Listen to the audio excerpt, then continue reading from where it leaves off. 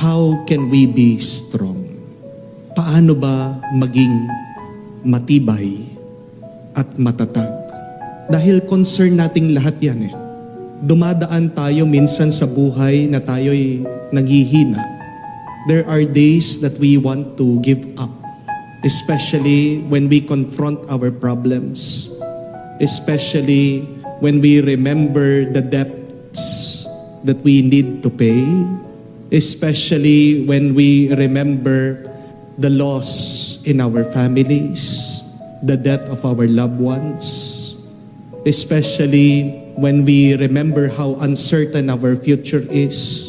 Anong mangyayari sa akin, anong mangyayari sa aking pamilya, nakakapanghina. And how we wish that we can be stronger like other people. Di po ba? Minsan naiinggit tayo. Buti pa siya. Napakatatag niya. Buti pa sila. Napakalakas nila. Paano din ako magiging matibay at malakas? Paano ako magiging mas matatag? And you know what, my dear friends? We need 3 things in order for us to become more stronger. Kailangan mo 3 bagay na ito para ikaw ay maging mas matibay at matatag. First one, kailangan mong maging matigas ang iyong ulo. Hard-headed. Father, di ba masama yun? Opo, madalas sinasabihan natin yung mga bata, tigas naman ang ulo mo.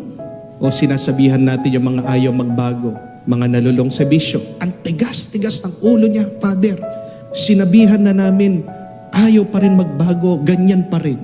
Yung tigas ng ulo can be applied in vices sa masama. Pero bakit hindi natin subukan i-apply, gawin para sa mabuti, para sa pagpapakabanal ng ating pagkatao at kaluluwa? Hindi po ba?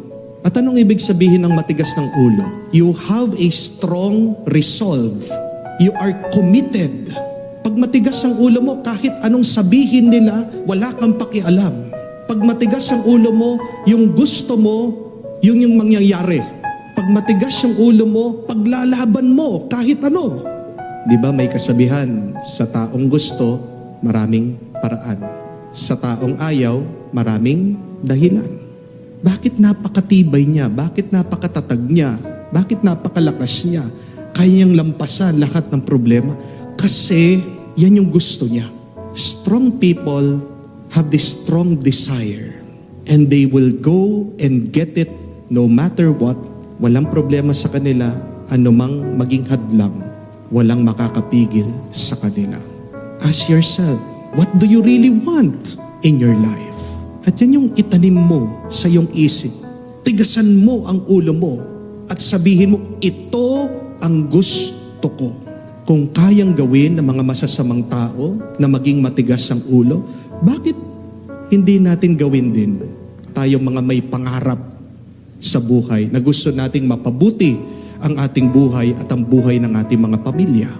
Walang masama kung matigas ang iyong ulo, lalong-lalo na kung ito ay para sa iyong pangarap. Walang masama kung matigas ang iyong ulo, lalong-lalo na kung ito ay makakapagpabuti sa iyo at sa ibang tao. Pero pangalawa, kailangan mo din ng malambot na puso. In order to be strong, you need to have a big heart. What does that mean? You need to love what you do. You need to love that dream and that purpose. Fear can motivate us, pero yung takot, agad nawawala. Ano yung nagtatagal? Pagmamahal. And there is a great power with love. Do not underestimate the great power of love. Meron po mga kwento tungkol sa mga magulang. Pag nakikita nila ang kanilang mga anak ay nasa panganib, lumilitaw po yung kanilang supernatural na lakas. Ang tawag po dyan, adrenaline. Meron pong isang nanay na nung naipit yung kanyang anak sa kotse, napakalakas ng nanay, nabuhat po niya. Meron pong tatay, nakikita niya, nahuhulog yung kanyang anak. Napakabilis. Nasagip niya ang kanyang anak. Saan nanggagaling yung lakas na yon ng magulang? Sa pagmamahal sa kanilang mga anak. Ngayon, alam mo na ang rason bakit nangihina ka. Kasi nawawala na yung pagmamahal mo. Di ba? Pag nawawala na yung pagmamahal mo sa asawa mo, pag nawawala na yung pagmamahal mo sa pamilya mo, tayo nangihina. Anong magpapalakas sa atin? Ating puso, ang ating pagmamahal. Have the heart. Have a strong love. Malambot ang puso, puno ng pagmamahal. Yan na nagpapatibay sa atin. Yan na nagpapalakas sa atin. Pero pangatlo, at kahuli-hulihan, kailangan mo din magkaroon ng malaking pananampalataya. A strong faith. What does faith mean? It means you believe that nothing is impossible. Pag naniniwala ka na walang imposible, sige lang, lalakas ka, lalaban ka. Pero kung sa umpisa pa lang, sinasabi mo, hindi mangyayari yan. Di ba? Nanghihina ka na. Anong ibig sabihin ng faith, ng pananampalataya?